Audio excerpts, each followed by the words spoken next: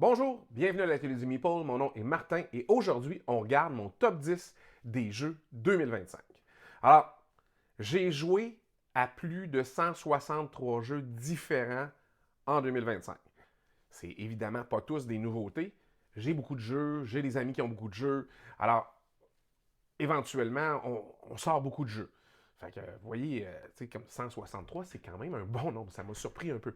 Alors, j'ai essayé des jeux intéressants, j'ai essayé des jeux compliqués, des jeux plus légers. J'ai essayé toutes sortes de jeux dans toutes sortes de configurations et je les ai classés pour vous en faire une liste. Il y a malheureusement dans le lot quelques jeux de 2025 qui ne vont pas apparaître. J'ai ici Millennia, Thiefdom puis Luthier que c'est des jeux 2025 mais j'ai pas encore joué. Je suis en train de lire les règles.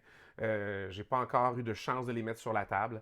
Alors, ils peuvent pas être dans mon top. Il y en a quelques-uns dans mon top, vous allez voir. J'ai joué juste une fois. C'est pas les plus hauts, évidemment, mais je sens le potentiel. J'ai eu un plaisir, un malin plaisir à les jouer et à vouloir les rejouer.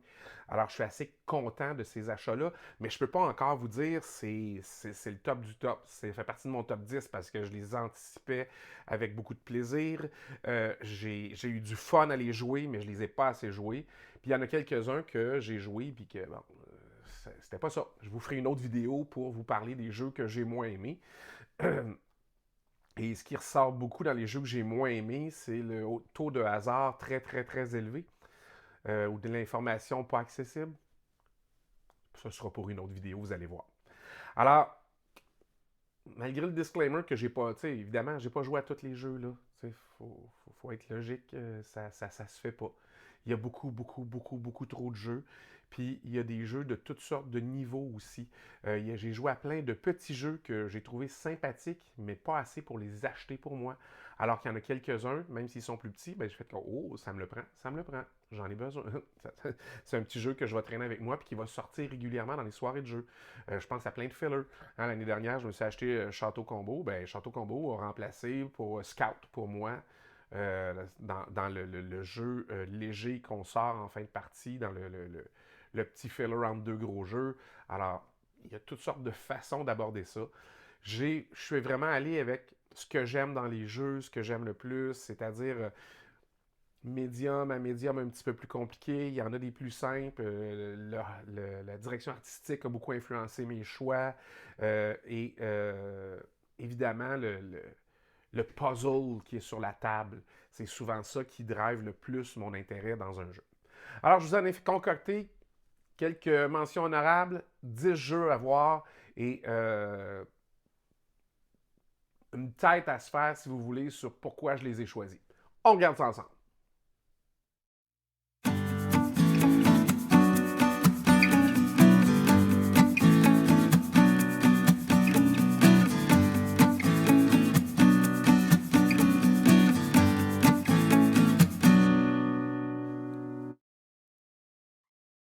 Ben, commençons le top 10. Commençons surtout par quelques mentions honorables.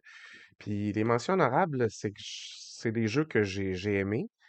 Alors, vous voyez ici, là, j'ai regardé tous les jeux que j'ai joués durant l'année pour regarder tout ça, choisir dans la liste lesquels j'allais vous présenter comme étant dans mon top. Euh, Premier truc qui a pas fait ma liste, mais proche, le destin de la communauté de l'anneau, The Lord of the Ring, The Fate of the Fellowship. Je suis pas un grand fan de jeux coop parce que souvent je trouve que on fait la même affaire, particulièrement dans les systèmes de type pandémie. Et là, si vous regardez ce jeu-là, vous allez vous rendre compte que oui, c'est basé sur le système pandémie, mais vous avez deux personnages à jouer. Et une fois, vous pouvez lui faire jouer à un, trois actions, à l'autre juste une. Vous pouvez inverser la prochaine fois ou faire exactement le même nombre d'actions à chaque fois. Et ça fonctionne très bien. Et ce que j'ai aimé là-dedans, c'est que la production est belle, oui, mais vous avez l'impression de rejouer exactement le film. Allons regarder une image, mettons ici, là. Vous voyez, bon, il y a une superbe tour AD. Et vous avez des événements qui vont être dans le bas ici. Vous avez à partir de la comté ici, puis vous rendre jusqu'au Mordor pour détruire l'anneau. Et tout au long, l'œil de Sauron bascule, vous cherche. Alors, il y a un marqueur pour où son œil est rendu. Alors ici, je pense qu'on le voit là. Ouais, si vous suivez là, la petite loupe. Alors, c'est intéressant pour ça. Euh, Vous voyez ici un peu plus. Fait que c'est vraiment un jeu qui donne l'impression qu'on fait quelque chose, qu'on avance, qu'on fait pas toujours la même affaire. Oui, on est des spécialistes dans quelque chose comme dans le système pandémie, mais au moins on n'est pas à la remorque d'une seule action ou d'un seul type d'action. On peut varier, jouer des personnages différents. C'est toujours très, très, très intéressant. Et comme dans le film, faut un peu distraire là, de Sauron pour que les hobbits avancent, parce que chaque fois que les hobbits avancent, il les recherche, il les recherche, il les recherche. Et ça combine toutes sortes de choses, comme je pense que c'est la chute de Rome, puis celui sur Star Wars. Fait que les méchants vont avancer d'une certaine façon, c'est tout inscrit sur les cartes que vous revirez, vous jouez des cartes pour leur habilité, pour leur symbole. Ça fonctionne super bien. Par contre, je ne l'ai pas assez joué. Je pense que j'ai joué 2 ou 3 parties, puis il y en a qui sont dans mon top 10 que j'ai joué juste une partie, vous allez voir, mais ça, c'est différent. C'est un système que je m'attendais pas à apprécier. Euh, je vous ai mis Swordfjord 2024, mais moi, je l'ai joué en 2025. C'est pour ça qu'il est dans mes mentions honorables. C'est une réimplémentation de Santa Maria. Donc, puis c'est une production extraordinairement belle et c'est super intéressant parce que vous allez gérer des dés. Alors, il y a un pool de dés commun qui est lancé ici, que vous allez drafter, faire des actions qui sont sur votre plateau personnel qui est ici, et vous le mettez les dés blancs en haut et ils descendent, ils font toutes les actions possibles comme ça en descendant, et les dés oranges dans l'autre sens à l'horizontale. Et vous avez des petits personnages que vous pouvez activer un peu de façon libre n'importe quand, en 2 actions, pour faire telle ou telle action en plus pour aller chercher des ressources supplémentaires, pour payer la prochaine action, tout ce genre de choses-là. Et c'est très bien fait. C'est très, très, très bien fait, mais le titre officiel, c'est 2024. Mais lui, je ne l'ai vraiment pas joué en 2024, je l'ai joué en 2025. Je me rappelle pas qu'il a été disponible ici avant 2025, mais c'est possible qu'il l'ait été avant. Alors, je l'ai mis dans mes mentions honorables. L'autre que je voulais vous parler, ça m'a été envoyé par Ilo Jeux, un distributeur qui m'envoie des jeux une fois de temps en temps pour que je puisse les tester. Et Oliva, ce qui a fait que j'ai dit, ben, je l'essayerais, c'est la thématique parce que on gère une plantation d'olives, si vous voulez, pour faire de l'huile d'olive. Et on me disait, c'est un deck building pas comme les autres. Puis moi, je suis pas très deck building dans la vie. Alors, c'est un jeu de cartes où vous voyez, il y a un marché central de cartes. Il y a en haut, ici, des pays qui vont être favorisés pour les points de fin de partie. Si vous avez les drapeaux, ça va être des multiplicateurs. Vous avez 3 marchés d'olives différents, plus un que vous payez en olives. Alors, c'est 3 types d'huile d'olive différentes, si vous voulez. Et ici, vous payez en argent, en escudos, parce que c'est portugais, c'est un est bonne. Et vous avez des petits plateaux personnels comme ça. Alors, ceux d'en haut sont visibles. Vous allez en rajouter 2 cartes invisibles ici. Vous allez retourner une par une. Et ce qui est intéressant, c'est que si vous placez, mettons, celle-là, ici, qui est allée au marché là, ben, il y a quelqu'un d'autre qui l'a joué aussi puis qui est visible. Fait que vous allez pouvoir l'activer 2 fois, cette action-là, parce qu'elle est visible sur le plateau des autres. Et ça fait tout le charme du jeu. Parce que vous espérez, vous devez anticiper un petit peu ce que les autres, il y a plus d'olives, il va aller en chercher. S'il va en chercher, ben, je vais attendre pour faire mon action d'aller en chercher parce que s'ils vont en chercher avant, je vais bénéficier de ce qu'ils ont déjà joué pour bonifier mes actions. Et c'est franchement très sympathique. Les couleurs, si vous regardez les cartes, ça c'est un petit fond jaune, ça c'est un petit fond vert, ça c'est un petit fond rose, ça c'est un petit fond bleu. C'est tout dans le trait pastel. C'est pas facile de distinguer les cartes des autres, mais c'est pas très grave parce qu'on on joue pas avec les cartes des autres, là. Mais les cartes neutres sont un espèce de petit gris, si je vous en montre ici. Et ça, je suis même pas sûr que c'est les neutres. Non, c'est les petites roses. Fait que vous voyez, il y en a toutes sortes. Ça, c'est les petites vertes. Fait que c'est vraiment ceux du marché ici qui sont en petit gris. Et c'est pas facile à voir. Tu sais que pour les amateurs de jeux, mais qui ont pas qui ont des problèmes avec les daltoniens, ces choses-là, c'est plus difficile à voir, mais au moins, vous jouez pas avec les cartes des autres. Fait que c'est pour démêler avant et après. Mais le jeu est surprenamment intéressant. C'est pas un jeu à mettre dans mon top 10 parce que j'aime les jeux un petit peu plus complexes en général, mais pour un deck building, j'ai aimé ça. Alors, j'étais surpris, puis je dis un gros merci à Hello Games qui m'ont envoyé pour que je le teste. Alors, on commence officiellement le top 10. Alors, le top 10, euh, ça a l'air de quoi? Ça a l'air d'abord de Coming of Age. Coming of Age, c'est un jeu de Danny Garcia qui n'est pas encore disponible ici au Canada.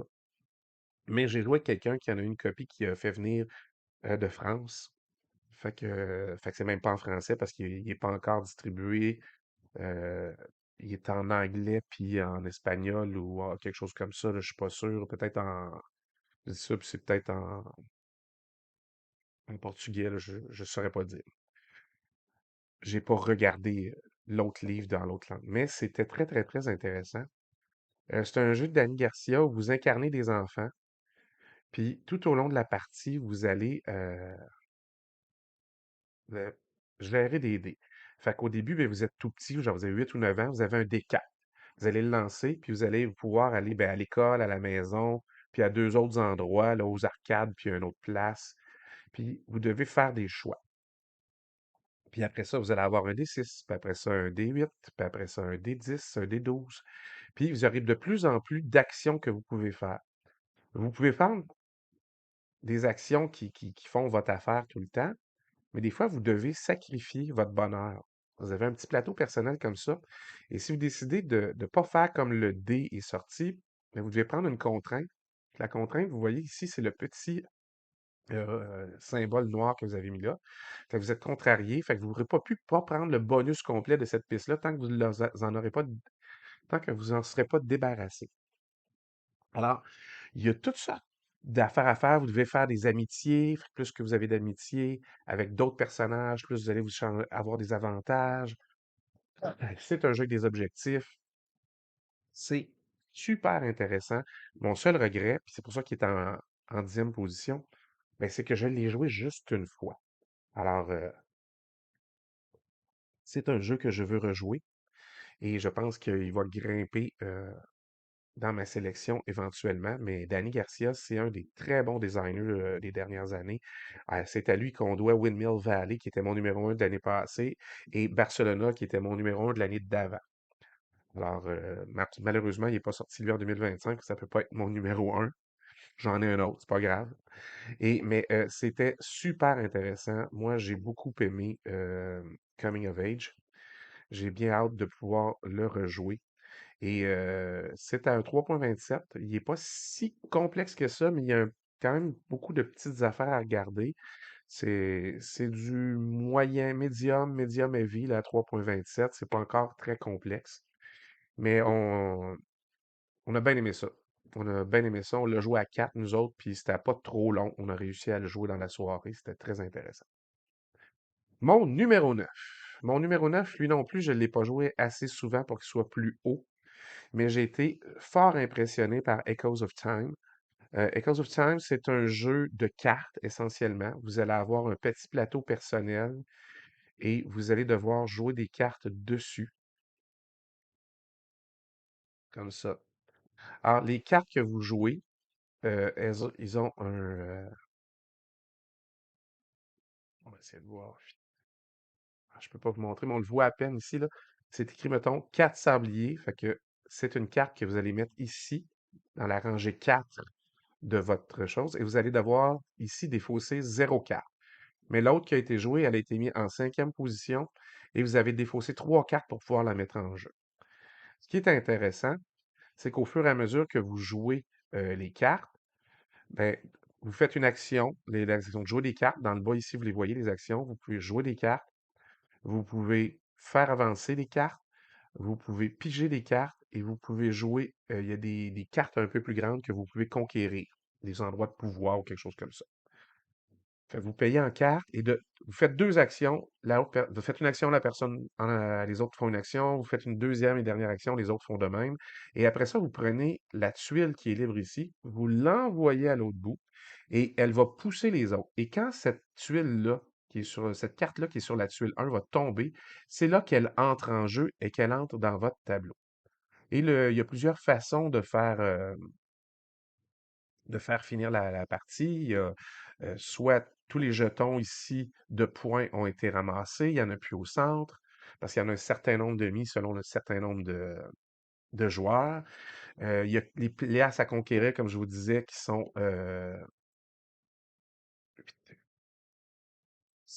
toutes prises et fortifiées, si ma mémoire est bonne, qui sont des cartes comme ça ici. Alors, vous pouvez les conquérir et vous pouvez les fortifier et ça vous donne des points. Si c'est juste conquise à la fin de la partie, vous faites 5 points, mais si vous l'avez fortifié, elle vous vaut 10 points. Alors, en plus des points centraux, vous avez des points de fin de partie qui sont aussi sur certaines cartes et les cartes elles-mêmes euh, ont, euh, ont des points. Alors, si on regarde ça, vous avez ici, celle-là vaut un point, celle-là vaut 2 points, celle-là vaut moins un point, mais elle vous donne peut-être un effet très puissant. Les dessins sont magnifiques. La direction artistique de ce jeu-là, elle est géniale. C'est beau, c'est bien fait. Euh, on- j'ai passé beaucoup, beaucoup de temps en jouant à regarder les cartes. C'est pas un jeu très, très long, fait que ça ne l'a pas trop rallongé, on était correct, là.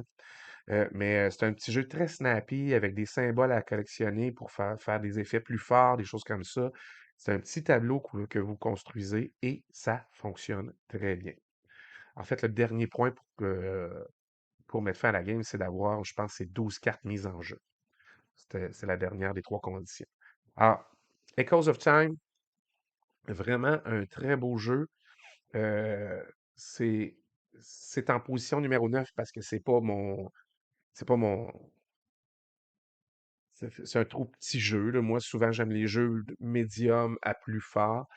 Il est marqué à 2,53 au niveau de la complexité, mais il n'est pas si complexe que ça, là. C'est peut-être certains combos qui peuvent paraître moins évidents, mais il est très, très, très, très, très intéressant. Et j'ai joué juste une partie, lui-ci, fait que je peux pas tellement le mettre plus haut, là. Mais j'ai adoré ma partie, assez pour éclipser d'autres jeux que j'avais joués. Euh, Origin Stories, c'est mon numéro 8.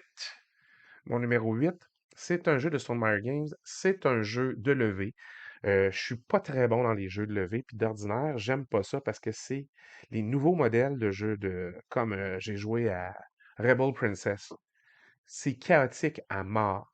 Ça aussi, c'est chaotique, Origin Story. Mais vous construisez, parce que ça dure 5 rounds, un petit tableau qui va prendre de plus en plus d'ampleur au niveau des points que vous pouvez faire. Et ça, c'est super le fun. Alors, contrairement à Rebel Princess, qui est un jeu de levée qui est, comment je dirais, qui est intéressant, mais qui est hyper chaotique, mais il n'y a pas beaucoup. Vous avez un petit pouvoir, vous le faites à chaque round, c'est minime. Tandis qu'Origin Stories, il y a vraiment un sens de progression dans ce que vous pouvez faire. C'est toujours de mieux en mieux.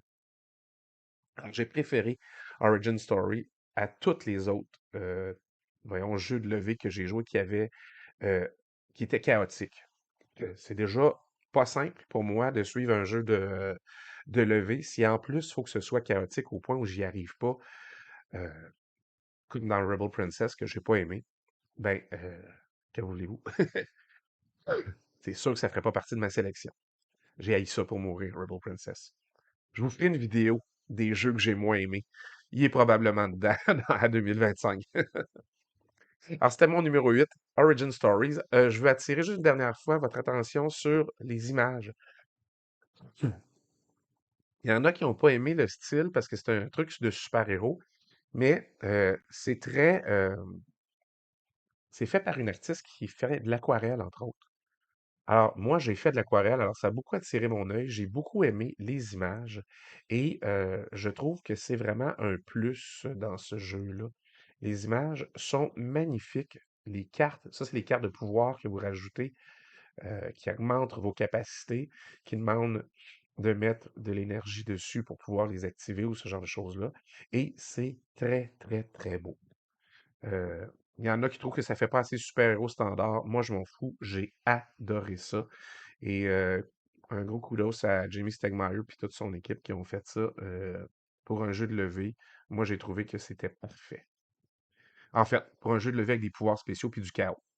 Il y a des jeux de levée plus simples qui sont bien corrects puis que j'aime aussi, là. Ça, c'était mon numéro 8. En numéro 7, Sanctuary. Sanctuary, c'est une nouvelle implémentation du thème de Ark Nova, c'est-à-dire que vous allez construire là-dedans aussi un zoo. Mais cette fois-ci, l'emphase n'est pas mis sur les cartes que vous allez jouer, puis les animaux que vous allez libérer, puis ce genre de choses-là. Il y a ça aussi. Ça a moins d'importance là-dedans. Il n'y a pas de cartes. Fait que les animaux que vous libérez, c'est des tuiles que vous enlèveriez de votre zoo, probablement. Alors, ici, euh, c'est vraiment un jeu de tuiles et de pose de tuiles. Et là, tout d'un coup, vous avez un plateau personnel sur lequel vous allez mettre des tuiles et l'importance de l'endroit où vous mettez les tuiles, ça change tout. Si vous voulez un petit petting zoo, ben, ça existe comme dans l'autre, mais vous allez devoir les mettre ensemble pour faire plus de points, comme dans l'autre. Au lieu de juste les avoir, ben, ici, ils sont ensemble. Faut qu'ils se touchent. Vous allez avoir toutes sortes, les mêmes symboles à collectionner, à mettre ensemble. Les adjacences sont importantes. Des fois, il y a des gros animaux qui vont vous demander d'avoir des tuiles espace tout simplement à côté d'eux parce qu'ils ont besoin pour chasser, pour vivre de plus grand. Alors, l'emphase est vraiment mise sur le placement de tuiles. Et moi, j'aime ça, les jeux de placement de tuiles. Fait que c'est sûr que c'est plus léger que Ark Nova, là. Faut pas se leurrer. Mais moi, Sanctuary, j'ai beaucoup aimé ça. Je l'ai coté à 8 sur 10 dans BGG. Bon, c'est sûr, je pense qu'Ark Nova, je l'ai mis à un 9, là. Mais pour une sortie 2025, je trouve que c'est un très beau jeu. C'est un très bon jeu. Et si vous avez des fois des gens qui... moi, je joue avec plusieurs groupes différents de jeux. Et ça, pour les gens qui sont pas rendus à jouer des super gros jeux, mais qui aimeraient jouer à Ark Nova et qui savent pas comment se lancer parce que c'est beaucoup au-dessus de leur capacité, mettons, présente, là. Ils veulent se faire la main sur d'autres jeux avant. Mais c'est une bonne façon de les introduire, puis ça va probablement leur donner le goût de jouer aux plus gros jeux. Alors, moi, Ark Nova, j'ai aimé ça. Sanctuary aussi. Ça ne le remplace pas. Mettez-vous ça dans la tête, ça ne remplace pas le jeu d'origine. Si vous êtes un fan de Ark Nova, ben, vous allez pas. Sanctuary va pas le remplacer. Par contre, c'est une expérience différente avec la même thématique, si vous voulez. Et comme je vous disais, là, vraiment, c'est un jeu de tuiles. Moi, j'aime beaucoup, beaucoup ce jeu-là. Euh,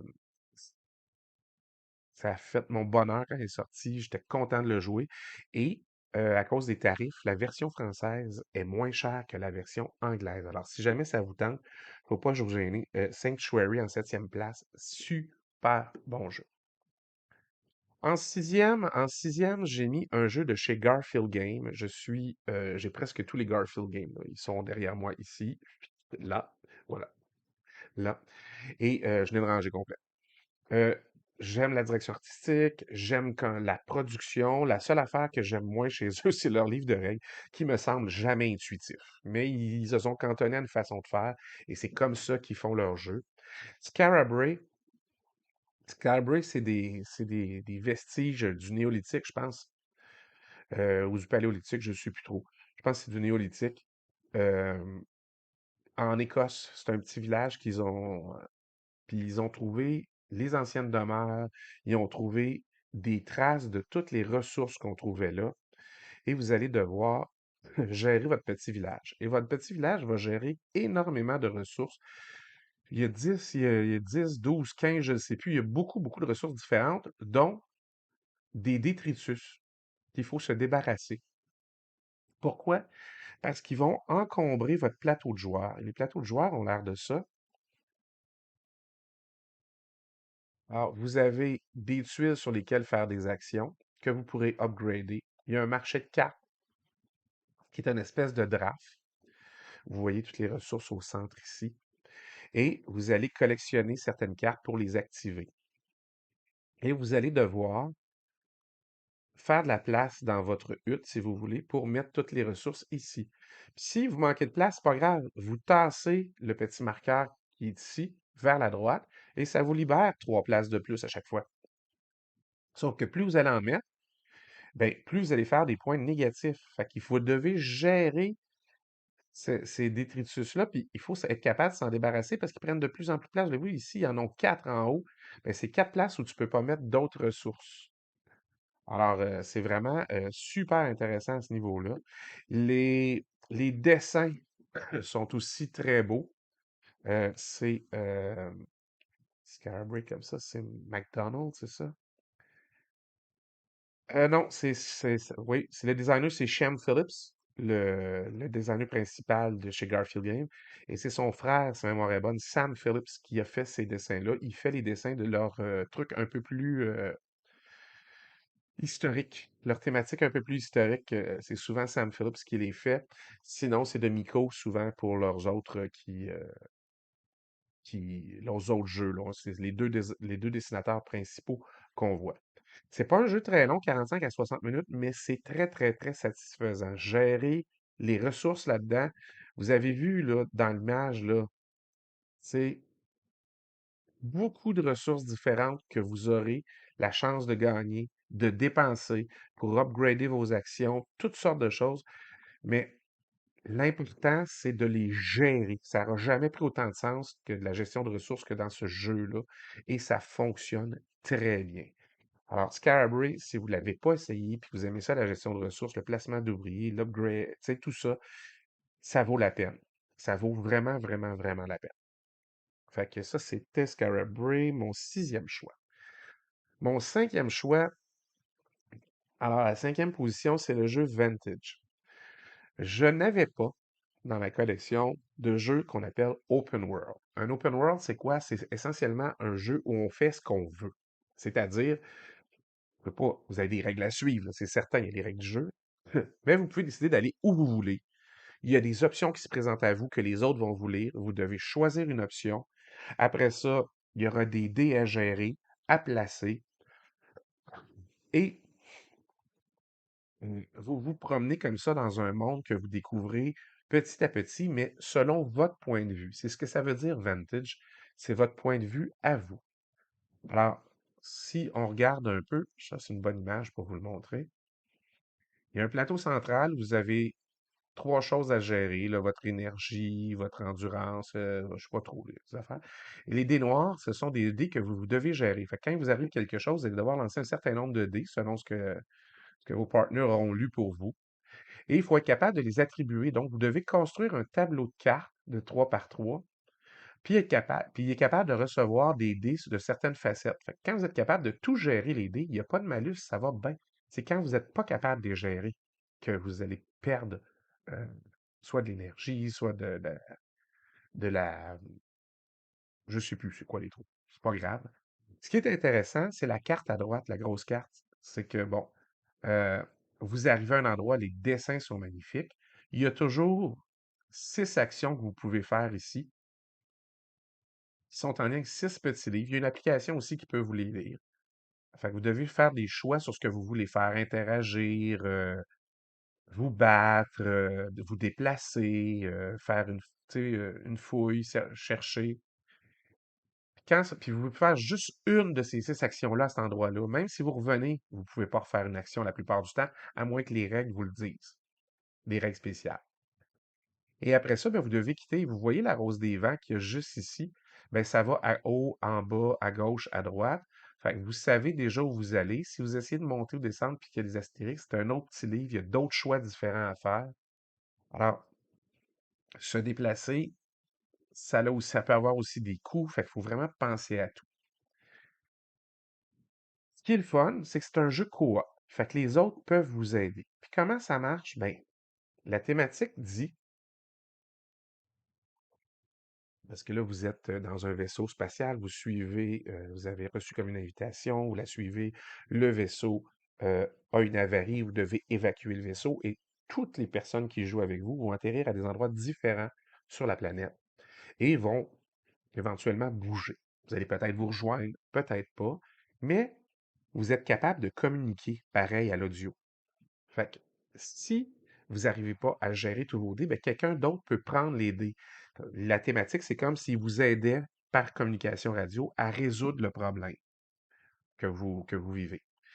Fait que ça fonctionne super bien. La thématique de science-fiction me plaît pas toujours tellement, mais ici, ça explique parfaitement les mécaniques de jeu et on aime ça.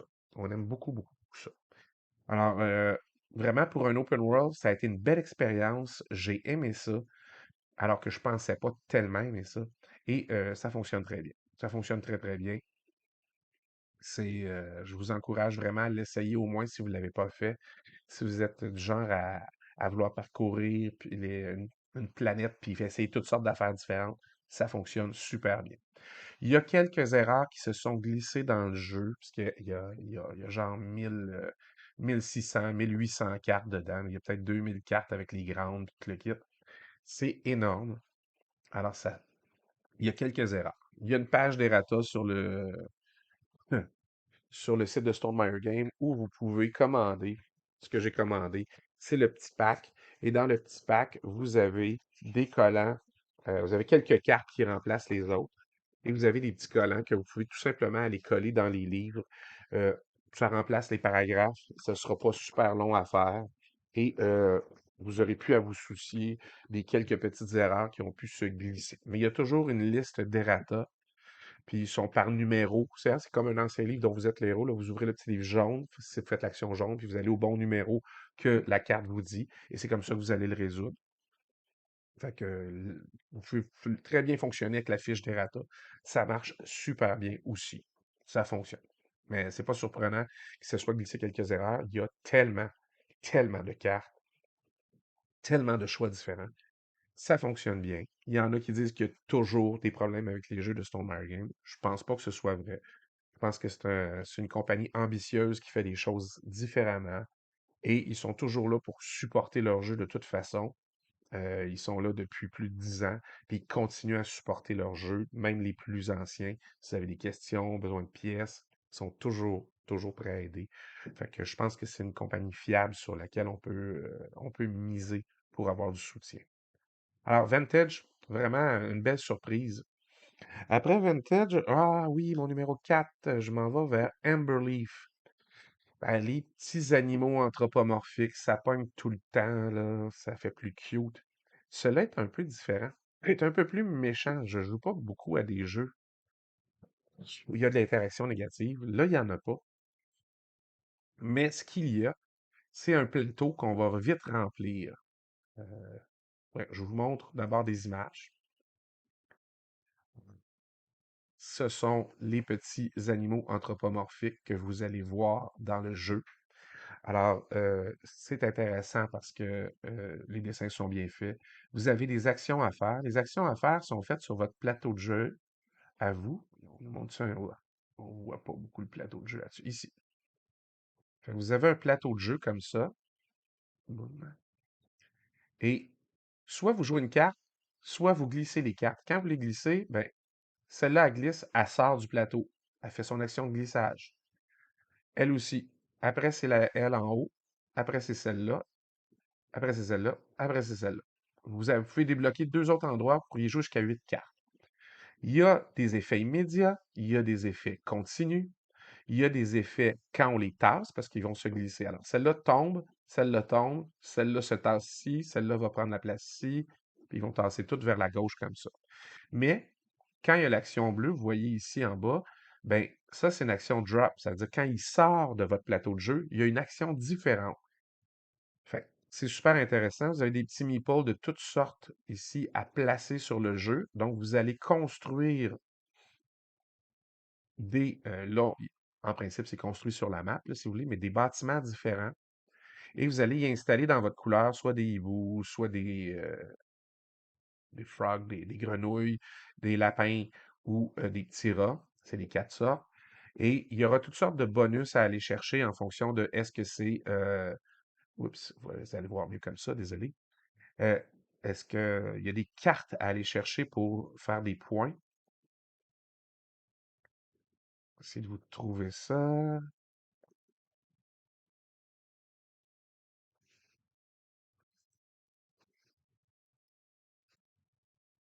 OK, on voit pas bien l'image. OK. Vous voyez les cartes bleues ici, à dos bleu. Ça, c'est des façons de faire des points. Alors, vous voulez les accumuler pour faire un maximum de points à la fin de la partie. Vous n'allez pas en chercher, vous ne gagnerez pas, là. Mais au fur et à mesure, vous allez faire des actions, poser des personnages avec des bâtiments. Alors, les cartes vont vous dire si vous avez exactement tant de bâtiments avec tel type d'animaux dessus, ou ce genre de choses-là, où vous avez exactement tant de bâtiments comme ça adjacents. Alors, il y a des zones, vous pouvez circuler. S'il y a ce qu'ils appellent des threats, fait qu'il y a des méchants, si vous voulez, entre les sections où on peut bâtir. S'ils ont été éliminés, ben, ça va, vous pouvez passer directement. Sinon, c'est un pas de plus, fait un déplacement de plus pour y arriver. Mais on gagne aussi des petits, des avantages à les combattre, puis tout ça. Et tout ça est fait en fonction des symboles qu'il y a ces cartes. Et vous avez ici une rivière de cartes, avec quelques occasions d'ajouter des cartes à votre paquet de cartes original. Ça fonctionne très, très bien. C'est cute, c'est intéressant. Comme je vous dis, moi, je suis pas toujours très enthousiaste à l'idée de se battre pour des endroits sur une map, mais dans ce jeu-là, ça le fait bien. Il faut être opportuniste, il faut se lancer, il faut s'essayer. Et il y a tout plein de façons de faire des points. C'est une vraie salade de points. Et c'est ça qui m'a plu. Il y a énormément de matériel. Il y a énormément de matériel. J'ai fait un insert. Donc, si vous allez sur la chaîne, vous allez le voir. Mais j'ai bien aimé ça, Emberleaf. C'était une belle expérience. Puis je pense que le, le temps passé autour de la table est très agréable. Vous allez vous creuser la tête, vous allez essayer de maximiser vos actions. Vous allez beaucoup, beaucoup, beaucoup aimer ça. Alors, c'était mon numéro 4, Emberleaf. Euh, tout, tout, tout. Numéro 3, j'ai mis House of Fado. Je suis pas un fan des jeux de Vital Lacerda en général. Je trouve que particulièrement ces derniers jeux sont complexes juste pour être complexes. C'est fiddly à mort. Je pense ici à Weather Machine qui j'ai été extrêmement déçu. Je joue à l'occasion avec Alec, qui m'a initié aux jeux de société moderne, à The Gallerist, qui est un excellent jeu de Vital Lacerda, où on place un ouvrier, puis si quelqu'un d'autre y va, il nous pousse. Il y a toujours de la place. C'est le même principe dans House of Fado. The Gallerist, on essaie de mettre en valeur des artistes, euh, voyons, des peintres, des sculpteurs, des choses comme ça. Ici, House of Fado, le fado, c'est un type de musique faite avec une guitare ordinaire, un chanteur, puis une guitare fado, d'où les images ici, là. Et là-dedans, c'est le même principe qui est repris, mais en très épuré. Alors, il y a plein de façons de faire des points. Évidemment, c'est du Eagle Griffin Game. La production est magnifique. Les dessins sont superbes. Vous avez, je ne sais pas pourquoi il y a un meeple qui manque une tête, là, mais des petits meeples de couleurs différentes, c'est des types de clients différents. Alors, ils recherchent, selon les couleurs, des styles de musiciens différents que vous allez aller chercher. Il y en a qui préfèrent les chanteurs, il y en a qui préfèrent les musiciens, les guitaristes fado, les guitaristes ordinaires. Vous avez un plateau de jeu où vous allez faire toutes ces actions-là. Ce qui est intéressant, c'est que vous pouvez débloquer des petits cubes ici. Alors, vos actions sont de plus en plus fortes.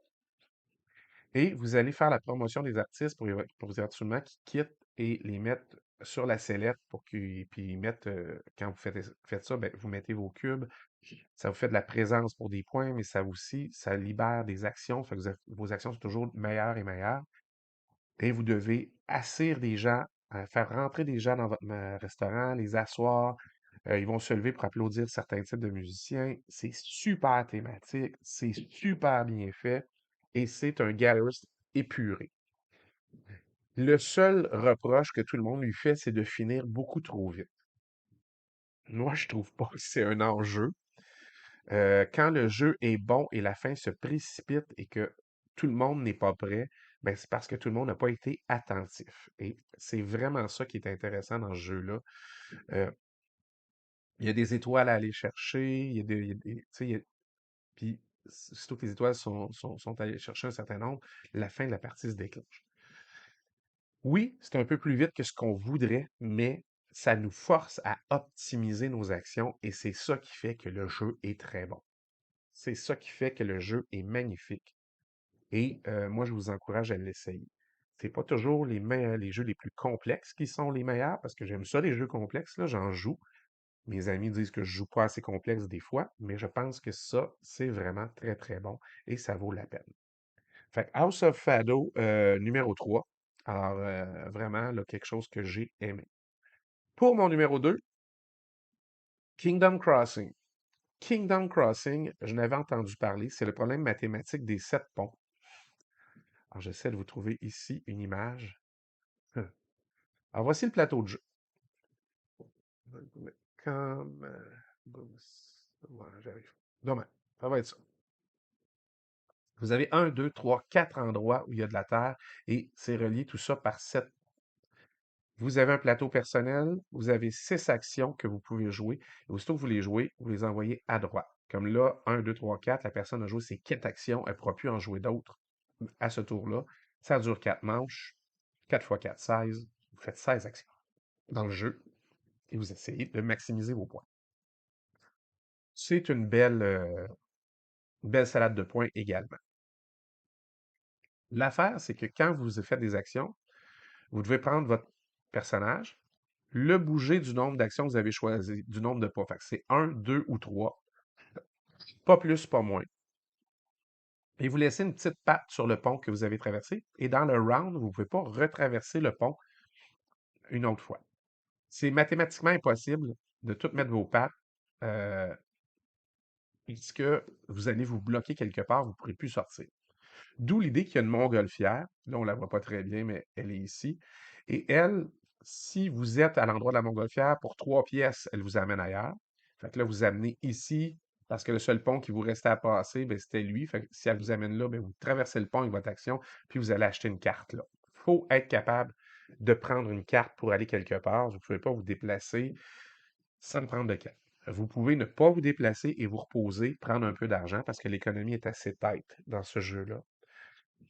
Et fait que l'utilisation de la montgolfière est intéressante, mais elle peut coûter très cher parce que si vous êtes là et vous voulez qu'elle vienne vous chercher, parce que là, vous êtes bloqué là, le guéri ne peut plus sortir, ben, pour qu'elle vienne ici, qu'elle vous amène ailleurs, là, c'est plus 3, c'est 10 pièces que la montgolfière vous coûte. Alors, l'économie, ça peut être très, très, très dispendieux. Fait que c'est un jeu où vous allez aller acheter des cartes, les placer autour de votre plateau personnel pour aux phases de revenus, vous ayez plus de revenus qui rentrent. Pas juste on parle pas juste de revenus en argent. On parle de points, on parle d'activer nos bâtiments qu'on a construits dans le bas, on parle d'upgrader nos actions. Ça fait partie des revenus, d'aller chercher des ressources. Parce que les ressources, vous allez augmenter sans jamais les dépenser. Pourquoi? Parce que vous essayez de construire un 8e pont pour plus avoir ce problème-là des 7 ponts. Et c'est le but du jeu, mais vous n'y arrivez pas, là. C'est mathématiquement impossible. Vous n'avez pas assez d'actions pour pousser les quatre ressources jusqu'au bout. Mais il y a toutes sortes de bonus à aller chercher. Une fois de temps en temps, si vous avez placé d'autres maisons, si vous avez atteint certains objectifs qui sont ici, bien, quand vous avez été celui de gauche et celui de droite, ça vous permet de prendre un contrat de la reine juste en bas ici. Et j'ai oublié de vous dire, hein, vous êtes des petits castors. Ouais, c'est la reine des castors, ici. On la voit dessus. Ben, il y a plein d'images, mais vous n'avez pas le temps. Vous voyez ici, là, on voit la reine des castors, ben, elle vous mandate pour construire le 8e pont. Fait que c'est encore des animaux anthropomorphiques. Les cartes sont très, très belles, encore une fois.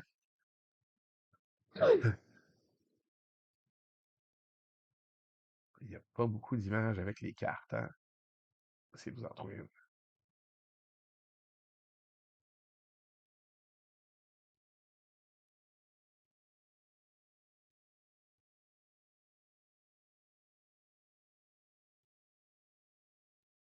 Pas simple, pas simple, pas simple. Bon, ben, oubliez ça. Pour les cartes, le mieux qu'on va voir, c'est ce que vous voyez ici, là. Alors, il y a il y a les ours, il y a les hiboux, il y a des renards, il y a des cerfs, puis il y a des sangliers. Puis, au fur et à mesure que vous allez comboter tout ça autour de votre plateau personnel, vous allez obtenir des avantages. Fait que ça vaut vraiment la peine et vous allez vous permettre de gagner la partie éventuellement. Alors, c'est vraiment un jeu à combo, c'est une salade de points, ça va vraiment, vraiment très loin au niveau du puzzle que c'est. Les règles sont assez simples. Voyez-vous, le poids est de 2,84, c'est pas excessivement complexe. Mais pour maximiser les points qu'on va faire, la première partie, là, on n'a pas fait 50 points, puis on se disait comment on va faire tu sais, on peut se rendre au-dessus de 100, tu sais. Ben non, après la première partie, on a compris, puis on a vu que par après, il y avait énormément de points à faire et ça vaut vraiment la peine. Alors, Kingdom Crossing, mon numéro 2. Comme numéro 1, Trailblazer, The Arizona Trail. Sur un coup de tête, j'ai fait venir j'ai la version Kickstarter que je n'avais pas Kickstarté. Euh, j'ai euh, j'ai eu une chance d'en acheter une copie. C'est un 3,50 sur 5. C'est Andrew Bosley puis John Merchant qui font les dessins. C'est magnifique. Tout simplement magnifique. Et c'est un placement d'ouvrier. C'est un placement d'ouvrier sur un plateau assez complexe où il y a toutes sortes d'actions. Fait qu'il y a des actions pour aller visiter des endroits, alors des cartes endroits. Vous avez ici des tuiles ou des cartes à aller chercher, que ce soit animaux à droite ou flore à gauche. Vous avez des pistes à avancer. Les pistes correspondent au terrain, c'est-à-dire les plateaux, les déserts, les montagnes et les plateaux, les déserts, les montagnes et les forêts. Fait que il y a, c'est assez complexe pour un placement d'ouvrier, plus que la moyenne. Vous avez un plateau personnel avec des ressources et des ressources qui sont toujours calculées en turquoise. Fait qu'il y a du turquoise. Il y a fait un turquoise, ça vaut pas grand-chose. Si vous avez du cuivre, ben, pour chaque cuivre, ça vaut deux turquoises. Puis si vous avez, on a trouvé aussi de l'argent en Arizona, fait que ça vaut un argent vaut trois turquoises. Tous les coûts sont en turquoise et vous gérez les ressources comme ça. Vous avez aussi l'équipement en sac à dos, de l'eau et de la santé à gérer dans le jeu. Vous devez construire une murale de l'Arizona, fait que les tuiles servent à ça. Ils vous débloquent des bonus, puis il faut remplir le plus possible parce que c'est des points négatifs, les espaces vides dans notre murale à la fin de la game. Et il y a deux choses, vous le voyez en bas, sur la piste de points, il y a des G qui sont le grit, c'est du cran, avoir du cran, parce que c'est une piste très difficile à faire. Et vous voyez, il y a de l'or, mais il n'y a pas d'or dans le jeu. Ils appellent ça de l'or légendaire, ce sont les points, parce qu'ils n'ont pas trouvé d'or finalement. Ils ont trouvé de l'argent, du cuivre, des turquoises, mais ils n'ont pas trouvé d'or. Et fait que les points, c'est l'or légendaire de l'Arizona. Mais votre marqueur de points d'or légendaire devra croiser avec votre marqueur de cran, le grit. Parce que si vous ne croisez pas, ben, vous avez aucune chance. Vous ne pouvez pas prétendre gagner. Fait que tout le monde peut perdre si personne croise.